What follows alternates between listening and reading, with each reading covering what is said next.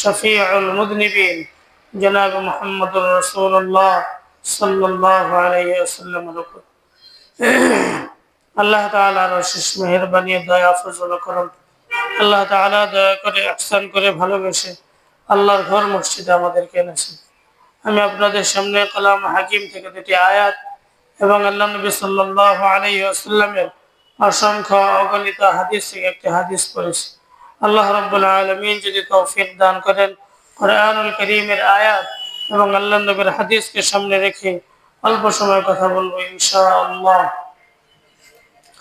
আল্লাহ রাব্বুল আলামিন আমাদের জন্য এ পর্যন্ত যে হায়াত দান করেছেন আমাদেরকে, এটা আল্লাহ তাআলার পক্ষ থেকে আমাদের উপরে দয়া আছে।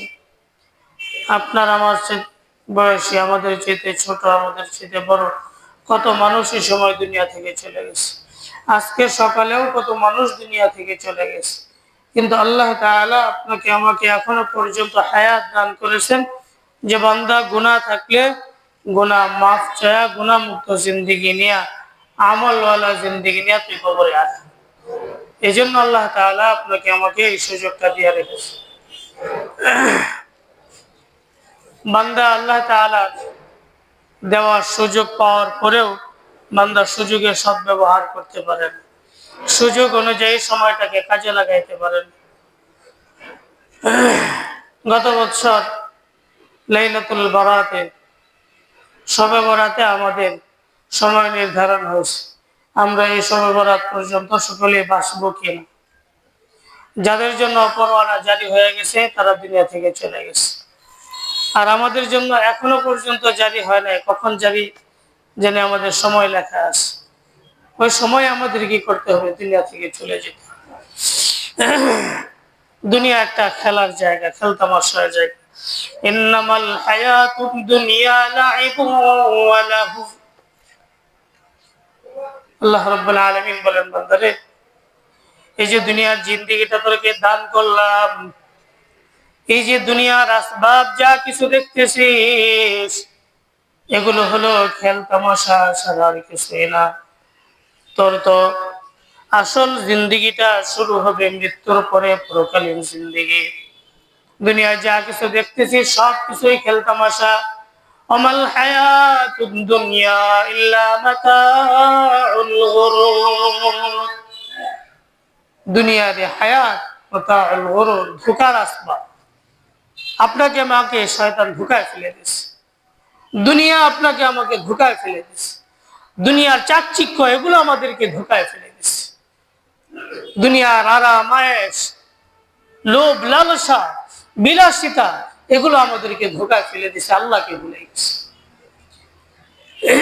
মানুষ যখন দুনিয়ার ধোঁকায় পড়ে আল্লাহকে ভুলে যায়, আল্লাহ রাব্বুল আলামিন তার বান্দাকে ভুলেন না। আল্লাহ শুধু চেয়ে থাকেন বান্দা কখন আমার ডাকে সাড়া দিবে, কখন আমার কাছে ফিরে আসবে।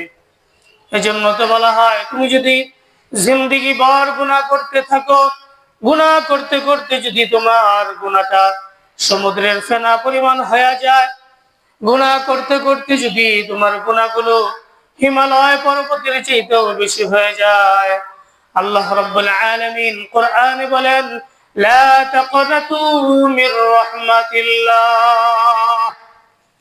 আল্লাহ রাব্বুল আলামিন বলেন, বান্দা লা তাকনাতু, নৈরাশ হইস না, কখনো নৈরাশ হবি না। মির রাহমাতিল্লাহ, আল্লাহর রহমত থেকে কখনো নৈরাশ হয় না বান্দা। কারণ আল্লাহ রাব্বুল আলামিনের রহমত আল্লাহর গজবের চাইতে অনেক আগায়া। আল্লাহ যত গুসায় থাক, যত রাগ থাক, বান্দা যদি আল্লাহর কুদরতি পায় সিজদায় পড়ে যায়, সিজদায় পড়ে যদি আল্লাহর কাছে তওবা করে গুনাহের জন্য যদি মাফ চায়, খাটিয়ে দিলে ইখলাসের সাথে নিজেকে শর্মিন্দা বানায় যদি আল্লাহর কাছে তওবা করতে পারে, আল্লাহ রাব্বুল আলামিন বলেন, ইন্নাল্লাহা ইয়াগফিরুয যুনুবা জামিআ। আল্লাহ বলেন যে বান্দা, আমি তোর জীবনে সব গুনাহগুলোকে মাফ করে ধুয়ে মুছে পরিষ্কার করে দেব। এজন্য আল্লাহ তাআলা আপনাকে আমাকে সময় দিয়েছেন, সময়টাকে কাজে লাগানো দরকার। সময় যখন শেষ হয়ে যাবে আফসোস করলেও লাভ হবে না। মানুষের মৃত্যু যখন নিকটে চলে আসবে, সাকরাতুল মাউত যখন শুরু হয়ে যাবে, আল্লাহ রাব্বুল আলামিনের কাছে বান্দা বলতে থাকবে, আল্লাহ আমাকে যদি কিছু সময় দিতা, ওয়ালাই ইউআখিরুল্লাহু নাফসান ইযা জাআ আজালুহা।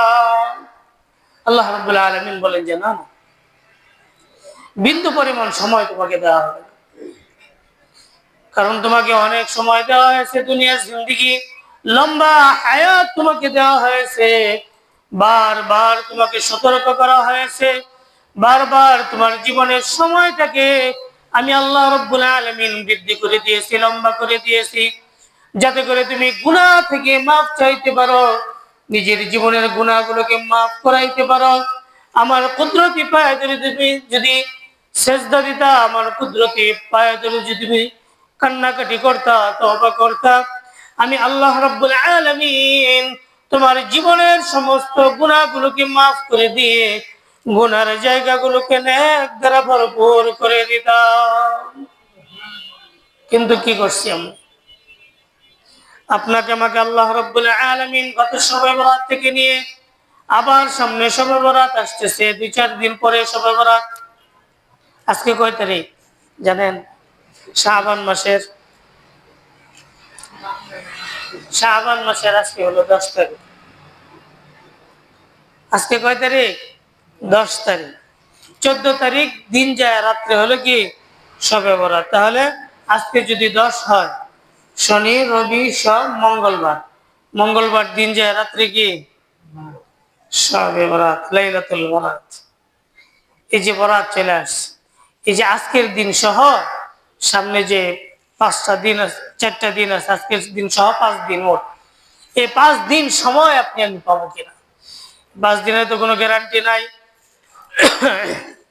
গ্যারান্টি নাই। ইদা জাআ আজালুহুম লা ইস্তাখিরুন সাআ ওয়া লা ইস্তাকদিমুন। সময় শেষ হয়ে যাবে কখন? কখন যে জীবনের সময় ফুরিয়ে যাবে, হায়াত ফুরিয়ে যাবে, আল্লাহর পক্ষ থেকে কখন ডাক চলে আসবে বলা যায় না। আজকেও তো অনেক মানুষ দুনিয়া থেকে চলে গেছে, আগামী দিনও চলে যাবে, এর পরের দিনও চলে যাবে। এই 5 দিনের ভিতরে এমন কোন ব্যক্তি আছে যে ব্যক্তি বরাতের রাত্র শুরু হওয়ার আগেই দুনিয়া থেকে চলে যাবে? এরকম কেউ আছে? যে ব্যক্তি আসরের পরে দুনিয়া থেকে চলে গেছে, মাগরিবের আগ মুহূর্তে দুনিয়া থেকে চলে গেছে। আরে আল্লাহর বান্দা, এই সময়টাকে যদি একবার চিন্তা করা যায়, আমারও তো এই সময় শেষ হয়ে যাইতে পারে, আর তো আমি সামনে রমজান পাইতেও পারি, নাও পাইতে পারি। যদিও আপনি আমি রজব এবং শাবানে আল্লাহর কাছে দোয়া করি, আল্লাহুম্মা বারিক লানা ফি রজব ওয়া শাবান ওয়া বাল্লিগনা রমাদান।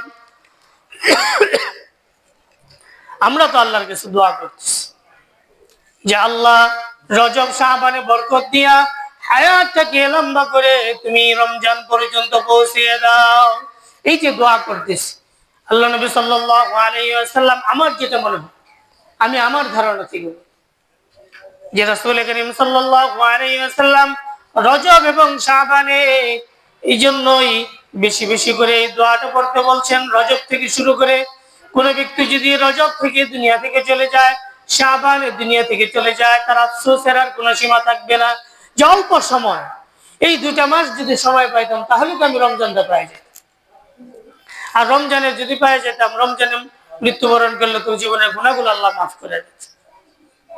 এই জন্য বান্দা যাতে আফসোস করতে না হয়, বেশি বেশি করে আল্লাহ রাব্বুল আলামিনের হাবিব এই দোয়া করার কথা বলছে, আল্লাহুম্মা বারিক লানা ফি রজব ওয়া শাবান ওয়া বাল্লিগনা রমাদান। রজব শাবান বরকত দ্বারা ভরপুর করে দাও, আর বাল্লিগনা রমাদান, আর আমার হায়াতটাকে লম্বা করে আমাকে রমজান পর্যন্ত পৌঁছে দাও। আল্লাহ নবী সাল্লাল্লাহু আলাইহি ওয়াসাল্লামের একটা হাদিস, ইবনে মাজাহ শরীফের একটা হাদিস আপনাদের সামনে পড়েছিলাম। আল্লাহ নবী সাল্লাল্লাহু আলাইহি ওয়াসাল্লাম বলেন, قال رسول الله صلى الله عليه وسلم إذا كانت ليلة النصف من شعبان فقوموا ليلها وصوموا يومها। আল্লাহ নবী সাল্লাল্লাহু আলাইহি ওয়াসাল্লামের হাদিস কি, লাইলাতুন নিসফি মিন শাবান, শাবানের 14 তারিখ দিবাগত রাত্র যখন আসবে, ইদা কানাত লাইলাতুন নিসফি মিন শাবান, তাহলে কোন রাত্রের কথা বলছেন? আল্লাহ নবী কোন রাত্রের কথা বললেন? 14 তারিখ দিবাগত রাত্র, শাবান মাসের 14 তারিখ দিন যায় যে রাত্র আসবে, এই রাত্রটার কথা আল্লাহ নবী সাল্লাল্লাহু আলাইহি ওয়াসাল্লাম বলতেছেন। এই রাত্র আর পরের দিন আমাদের কি কাজ? কিছু কাজ আছে না? না এমনিতে আইলো গেল ঘুমাইলাম শেষ? কি কাজ আমাদের? আল্লাহ নবী সাল্লাল্লাহু আলাইহি ওয়াসাল্লাম বলেন, ফাকুমু লাইলাহা, ফাকুমু লাইলাহা ওয়াসুমু ইয়াওমাহা। আল্লাহ নবী বলেন, ওই রাত্রে সারা রাত আল্লাহ রাব্বুল আলামিনের ইবাদত বন্দেগীতে কাটাও। এই রাত্রে তুমি ঘুমায়ো না, সারা জিন্দেগি তো ঘুমাইলাই, ঘুমের সময় তুমি পাবা। মৃত্যুর পরে অনন্ত অসীম কাল তুমি ঘুমাইতে থাকবা, ঘুমের সময় তুমি পাবা। তাকুমু লাইলাহা, এই রাত্রটাকে তুমি দাঁড়িয়ে থাকো, কখনো আল্লাহ তাআলার কুদরতে পায়ে সিজদা দাও, নামাজরত অবস্থায় দাঁড়ায় থাকো। নামাজ পড়তে পড়তে একটা সময় তোমার ক্লান্তি চলে আসবে, তখন তুমি বসে বসে কোরআনে কারীম তেলাওয়াত করতে থাকো। আবার কখনো কোরআনে কারীম তেলাওয়াত করতে করতে ক্লান্তি চলে আসবে, কখনো আল্লাহ তাআলার জিকির করতে থাকো, সুবহানাল্লাহ পড়তে থাকো, আলহামদুলিল্লাহ পড়তে থাকো, আল্লাহু আকবার, লা ইলাহা ইল্লাল্লাহ, এগুলো তাসবিহ তাহলিল করতে থাকো। এগুলো পড়তে পড়তেও যখন তোমার শরীরে ক্লান্তি চলে আসবে, যাও কবরস্থানের দিকে যাও, কবরস্থানে গিয়ে মৃত ব্যক্তিদের জন্য তুমি কি করো? দোয়া করতে থাকো, তাদের জন্য দোয়া করো, কবর জিয়ারত করো। কবর জিয়ারত করলে মৃত্যুর কথা স্মরণ হয়, এই কবরের কথা স্মরণ হয়, গুনাহমুক্ত জীবন লাভ করার সুযোগ হয়। জন্য আল্লাহ নবী সাল্লাল্লাহু আলাইহি ওয়াসাল্লাম বলেন, ফাকুমু লাইলাহা, ফাকুমু লাইলাহা, রাত্রে বেলা দাঁড়াও, রাত্রে তুমি ইবাদত বন্দেগী করে কাটাও। জীবনে কত রাত আপনার আমার এরকম চলে গেছে, না ঘুমিয়ে রাত্র পার করে দিছি, দুনিয়ার আরাম আয়েশের জন্য রাত্র পার করে দিছি, কোন দিক দিয়ে সময় চলে গেছে আমাদের খোঁজ খবর নেই। রাতের পর রাত দুনিয়া টেনশনে নিজের জীবন পার করে দিছে। আর আল্লাহ নবী সাল্লাল্লাহু আলাইহি ওয়াসাল্লাম বলেন, ও আমার উম্মত, দুনিয়া টেনশনে রাতের পর রাত দিনের পরে দিন না খেয়ে না ঘুমিয়ে কাটিয়ে দিলি, আমি নবী তোদেরকে বলতেছি, একটা রাত্র কমস কম আখিরাতের জন্য, আল্লাহর ভয়ে, জাহান্নামের ভয়ে একটা রাত্র না ঘুমিয়ে কাটিয়ে দে। একটা রাত্র আমরা না ঘুমিয়ে কাটাইতে পারবো না ইনশাআল্লাহ? একটা রাত্র কাটান। লাইলাতুল কদরে যেরকম একটা রাত্র যদি কোনো ব্যক্তি এই শেষের 10 দিনের বেজুর 5টা রাত্র কোনো ব্যক্তি আমল করে যদি লাইলাতুল কদর পাওয়া যায়, তার জীবনে কি পরিমাণ নেকি আল্লাহ রাব্বুল আলামিন দান করেন। এরকম ভাবে এই রাত্রটা তো হলো আপনার আমার ভাগ্যের রাত্র, লাইলাতুল বারাত। এই রাত্রে সারা বছরের জন্য বাজেট ঘোষণা হয়, আমাদের যেরকম জুনে বাজেট ঘোষণা হয় পুরো বছরের, আল্লাহ রাব্বুল আলামিন লাইলাতুল বারাতে, এই বারাতের রাত্রে সারা বছরের জন্য বাজেট ঘোষণা করে। বোঝা যাবে আমি যদি সারা বছর পেরেশানিতে থাকি, সারা বছর যদি আমার ইনকাম না থাকে, সারা বছর আমি যদি বিপদ আপদে থাকি, তাহলে বোঝা যাবে এই রাত্রে আমি আপনি আল্লাহ তাআলার কাছ থেকে চায়া কোনো কিছু নিতে পারি না।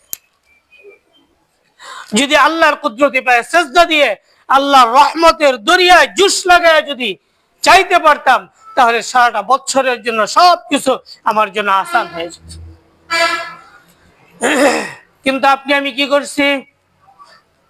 এই বরাতের রাত্র এমন ব্যক্তি থাকে, বরাতের রাত্রে ফরজ নামাজটুকু পড়ার তার সুযোগ হয় না। ফরজ নামাজটুকু পড়বে, মাগরিবের নামাজ পড়বে, এশার নামাজ পড়বে, ফজরের নামাজ পড়বে, এই ফরজ নামাজটুকু পড়ার মতো সুযোগ তার হয় না, এতটুকু সৌভাগ্যও তার হয় না। কত বড় দুর্ভাগা, কপাল পোড়া। বরাতের রাত্রেও যদি আপনি আমি আল্লাহর কুদরতি পায়ে সেজদা দিতে না পারি, ফরজ নামাজটুকু যদি আদায় করতে না পারি, যে রাত্রে আমার ভাগ্য নির্ধারণ হলো, যদি দুনিয়ার এরকম কোন জায়গা হয়, হাইকোর্টে অথবা সুপ্রিম কোর্টে যদি বলা হয় কোন আসামি যদি তার চোখের পানি ফেলে তার দাড়ি বুক ভিজাইতে পারে, কোন ফাঁসির আসামি যদি এরকম থাকে, তাহলে আদালতে বিচারক যিনি থাকবেন, জজ যিনি থাকবেন, তিনি যদি বুঝেন যে না বাস্তবিকই এই ব্যক্তির চোখ থেকে পানি গড়াইয়া গাল বেয়ে দাড়ি ভিজে এরপরে তার বুকের কাপড় সহ বুক সহ ভিজে গেছে, তাহলে ওই ব্যক্তিকে দুনিয়ার আদালত থেকে জজ মওকুফ করে দিতে পারে, তাকে তার হায়াতটাকে ছেড়ে দিতে পারে, তার যে ফাঁসির রায় ছিল এটাকে বাতিল করে দিতে পারে, এই অধিকার তাকে দেওয়া হলো।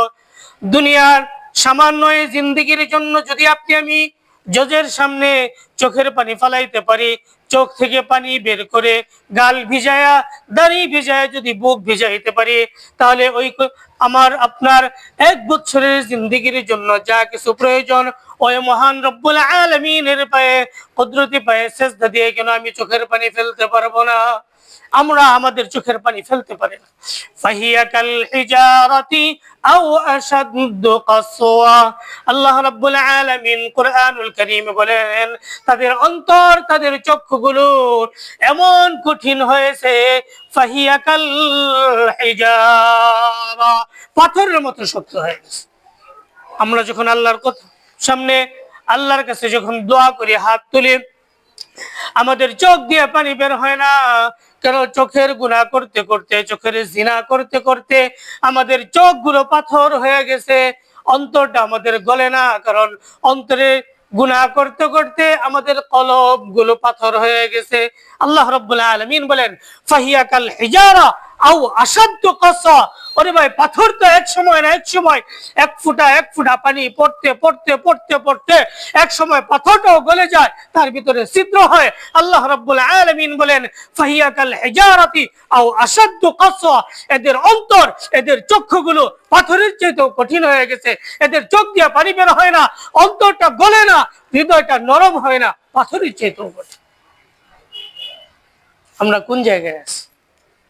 ফাহিয়া কাল হিজারাতি আও আশাদ্দু কাসওয়া, আল্লাহ রাব্বুল আলামিন বলতেছে সূরা বাকারার ভিতরে আল্লাহ বলছেন। এজন্য আল্লাহ নবী সাল্লাল্লাহু আলাইহি ওয়াসাল্লাম বলেন বান্দারে, উম্মত রে, এই রাত্রে তোর ভাগ্য নির্ধারণ হবে আগামী 1 বছর তোর কি হবে, তুই 1 বছর দুনিয়াতে থাকবি কিনা এটাও নির্ধারণ হবে, এই 1 বছরে তুই কি কামাই করবি এটাও নির্ধারণ হবে, তোর কাছ থেকে কি চলে যাবে এটাও নির্ধারণ হবে, তুই কি সম্মান পাবি কিনা এটাও নির্ধারণ হবে, নাকি তুই বেইজ্জতি হবি এটাও তোর জন্য নির্ধারণ হবে। আল্লাহ রাব্বুল আলামিনের হাবিব বলেন আমার উম্মত, তোর যদি 1 বছরের ভাগ্যটাকে সঠিকভাবে আল্লাহর কাছ থেকে নির্ধারণ করাইতে চাস, ফাকুমু লাইলাহা, তাহলে কি করতে হবে? লাইলাতুল বারাতে ইবাদত বন্দেগী করে কাটাইতে হবে, আল্লাহর কাছে দোয়া করে কাটাইতে হবে। আল্লাহ তুমি আমাকে কি করো, সব দিক দিয়ে সমৃদ্ধ করো, আমার গুনাহগুলোকে মাফ করে দাও, রিজিকের ওয়াসাআত দান করো, সুস্থতার জিন্দেগি দান করো, হায়াতে তয়্যিবা দান করো, লম্বা হায়াত তুমি আমাকে দাও, গুনাহমুক্ত জিন্দেগি দান করবা, আমলওয়ালা জিন্দেগি দান করবা, এমন জিহ্বা তুমি আমাকে দান করবা যে জিহ্বাটা সর্ব অবস্থায় তোমার জিকিরে, তোমার তাসবিহ তাহলিল জপতে জপতে তরতাজা থাকে। কিন্তু আমাদের জবান কি? এজন্য আল্লাহ নবী সাল্লাল্লাহু আলাইহি ওয়াসাল্লাম বলেন ফাকুমু লাইলাহা, রাতে ইবাদত বন্দেগী আল্লাহর কাছে চা, বান্দা চা, কি চা? আল্লাহর কাছে যা চাবা আল্লাহ তাআলা তাই দিবেন। ওয়াসুমু ইয়াওমাহা, সারা রাত বিভিন্ন মসজিদে ঘুরি, আমরা বিভিন্ন মসজিদে ঘুরা ইবাদত বন্দেগী, এই মসজিদে 2 রাকাত, ওই মসজিদে 2 রাকাত, আরেক মসজিদে 2.5 রাকাত, এভাবে পড়তেছে। পড়তে পড়তে এরপরে যখন শেষ রাত্রের সময় চলে আসে, যখন ফজরের আজানের সময় চলে আসে, ক্লান্তি চলে আসে শরীরে, তখন চিন্তা করে আর কত। সারা রাত পুরা ময়মনসিংহ শহরের যতগুলো মসজিদ আছিল সবগুলো মসজিদ 2 রাকাত করে মেরে দিয়েছে, আর কত। এখন কি করা দরকার? এখন হলো ফজরের আজান দিবে, খুব দ্রুত চল, ঘোড়া নিয়ে খুব দ্রুত চল, যার যেটা আছে সেটা আছে, কি করতে হবে? এখন হলো ফজরের আজান দিছে, তাড়াতাড়ি বিছানায় যে একটা ঘুম দিবি, আগামী দিন বিকাল বেলা উঠা সারাদিন যারা রোজা রাখছে ওরা যেরকম ইফতার করবে, তুই রোজা না রাখতে পারলি, নামাজ সারাদিন পড়তে না পারলি, ইফতার থেকে মাপ যাবি, এটা তো হইতে পারে। কমস কম ইফতারটা, তখন ইফতারের জন্য বাড়াবাড়ি লেগেছে। তখন দেখা যায় ইফতার যে দোকানে বিক্রি করে, রোজাদার ইফতার কিনবো, ইফতার নাই। আর যেগুলো রোজাদার না, বেরোজাদার, এগুলো সব ইফতার কিনা সব সবার করে বলছে। সারাদিন রোজা রাখছি না, এই জন্য ইফতারও করতাম না, কাফেরে এমন মনে চিন্তা হলে। রমজানে আমরা যেটা করি, সারাদিন রোজা রাখার খবর নাই, চিন্তা করে সারাদিন রোজা রাখলাম না, শেষ বেলায় এসে ইফতারও করব না, তাহলে তো আমি কাফের হয়ে মরলাম, কমাস কম ইফতারটা করি, এই চিন্তায় আছে। এই জন্য আল্লাহ নবী সাল্লাল্লাহু আলাইহি ওয়াসাল্লাম হাদিসের ভিতরে বলেন, ফাকুমু লাইলাহা ওয়াসুমু ইয়াওমাহা। আল্লাহ নবী বলেন, ও দুনিয়ার উম্মত, কত মায়া করে আল্লাহ তোদেরকে বানাইছেন, কত মায়া করে আল্লাহ তাআলা আদম থেকে নিয়ে আমি নবী মুহাম্মদুর রাসূলুল্লাহ পর্যন্ত নবীদেরকে পাঠাইলেন। এরপরে জামানায় যুগে যুগে উলামায়ে কেরামদেরকে পাঠাইলেন তোদেরকে সতর্ক করার জন্য। সব দিক দিয়ে তোদেরকে সতর্ক করলাম, সর্বশেষ আমাকে আল্লাহ রাব্বুল আলামিন পাঠাইলেন, আমি তোদের কাছে আসছি, তোদেরকে সতর্ক করতেছি, তোরা এই রাত্রিটা আল্লাহর ইবাদত বন্দেগীতে কাটা। এরপরেও যদি আল্লাহর ইবাদত বন্দেগীতে কাটাইতে না পারিস, আল্লাহর কাছ থেকে যদি চায়া কোনো কিছু আনতে না পারিস, তাহলে তোদের চেয়ে কপাল পোড়া দুর্ভাগা আর কেউ নাই। এই জন্য আমাদের কি করতে হবে? নিসফে শাবানে আমরা কি করব? পুরা রাত্র ইবাদত বন্দেগী করে কাটাবো ইনশাআল্লাহ। রাজি আছেন ইনশাআল্লাহ? এরপরে পরের দিন কি করব? পরের দিন আমরা রোজা রাখবো ইনশাআল্লাহ, আল্লাহ তাআলা যদি তৌফিক দান করেন। এটা হলো নফল রোজা। আবার এমন করতে যায়েন না, আপনি নফল রোজা রাখতে যায় ওদিক দিয়ে রমজানের যে ফরজ রোজা আছে ওদিক দিয়ে বাজাল বাজাই দিবেন, এরকম যাতে না। এরকম নফল রাখার দরকার নেই, আপনি আগে ফরজ আদায় করুন, ফরজের সক্ষমতা অর্জন করবেন। এই মাসে আল্লাহ নবী সাল্লাল্লাহু আলাইহি ওয়াসাল্লাম বেশি বেশি রোজা রাখেন। রোজা রাখার কারণ হলো রমজানে যে একটানে 1 মাস রোজা রাখবেন, এই জন্য এই মাসে বেশি বেশি রোজা রেখে ট্রেনিং করতেন, আগে থেকে ট্রেনিং দিতেন, ট্রেনিং চালু রাখতেন।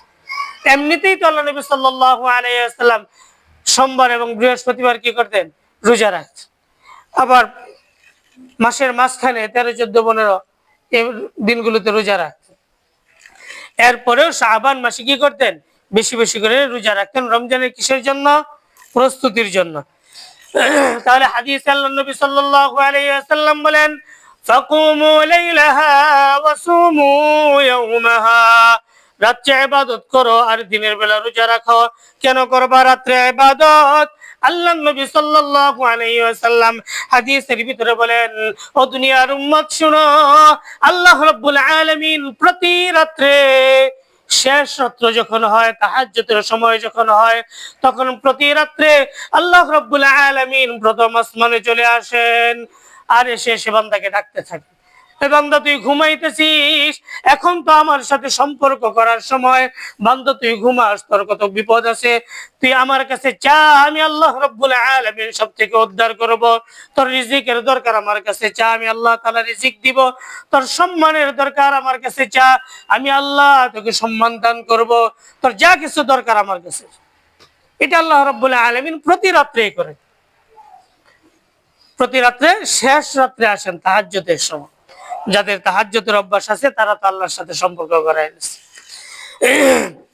এরপরে আল্লাহ নবী সাল্লাল্লাহু আলাইহি ওয়াসাল্লাম বলেন, ফাইন্নাল্লাহা তাআলা ইয়ানজিলু ফিহা বিগুরুবিশ শামসি ইলাস সামাঈদ দুনিয়া। কেন আল্লাহ রাব্বুল আলামিন হাবিব কেন আমাদেরকে বললেন যে এই রাত্র শুরু হওয়ার সাথে সাথে আল্লাহর কাছে ইবাদত বندگی করো, আল্লাহর কাছে চাও? কেন চাবা? সন্ধ্যা হওয়ার সাথে সাথে, সূর্য ডোবার সাথে সাথেই আল্লাহর কাছে চাওয়া শুরু। কেন? ফাইন্নাল্লাহা তাআলা ইয়ানজিলু ফিহা বিগুরুবিশ শামসি ইলাস সামাঈদ দুনিয়া। কেননা এই রাত্রে সূর্যটা ডুবার সাথে সাথে আল্লাহ রাব্বুল আলামিন ৭ আসমানের উপরে থেকে সিদরাতুল মুনতাহা পাড়ি দিয়ে যেখানে আল্লাহর আরশ, ওখান থেকে আল্লাহ রাব্বুল আলামিন প্রথম আসমানে চলে আসেন সূর্যটা ডুবার সাথে সাথে। কখন চলে আসেন? কথা বলেন না কেন? কখন আসেন? সূর্যটা ডুবার সাথে সাথে আল্লাহ রাব্বুল আলামিন প্রথম আসমানে চলে আসেন। আয়েশা কি বলেন? ফায়াকুল আলা মিন মুস্তাগফিরিন ফাগফির লা। এমন কি কেউ আছো যে তোমার গুনাহ মাফ করানো দরকার, আমার কাছে চাও, আমি আল্লাহ রাব্বুল আলামিন তোমার গুনাহগুলোকে মাফ করে দেন দেই। আলা মিন মুস্তারজিকিন ফারযুকা। এমন কি আছো যার রিজিকের দরকার, আমার কাছে চাও, আমি আল্লাহ তোমাকে রিজিক দান করব। আলা মিন মুবতালান ফাউআফিয়াহু।